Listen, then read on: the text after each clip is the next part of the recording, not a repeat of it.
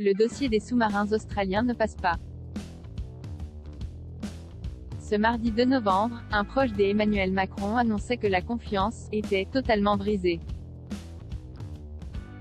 Et pour cause, un SMS envoyé par le chef de l'État français au Premier ministre australien a été dévoilé par les médias australiens. Et ce n'est pas n'importe quel message. En effet, il s'agit d'un échange qui aurait eu lieu 2 jours avant l'annonce de la rupture du contrat. Dois-je m'attendre à de bonnes ou mauvaises nouvelles pour nos ambitions communes en matière de sous-marins, aurait envoyé Emmanuel Macron.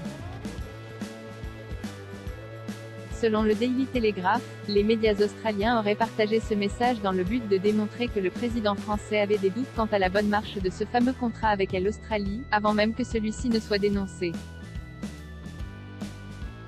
Divulguer le SMS d'un échange entre chefs d'État ou de gouvernement, c'est une méthode assez inélégante et particulière. Jamais le président de la République ne s'aviserait à divulguer ce genre de communication. Et cela n'est pas de nature à améliorer les relations entre la France et l'Australie, explique une source de l'Élysée aux Parisiens.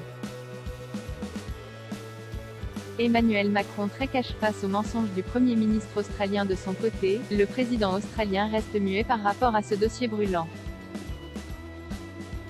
Cette manœuvre serait-elle une revanche suite à la prise de parole d'Emmanuel Macron le lundi 1er novembre? Pensez-vous que Scott Morrison vous a menti? Une question à laquelle le président de la République a donné une réponse claire: je ne pense pas, je sais. J'ai beaucoup de respect pour votre pays et beaucoup de respect et d'amitié pour votre peuple, mais quand on a du respect, on doit être deux et se conduire conformément à ses valeurs.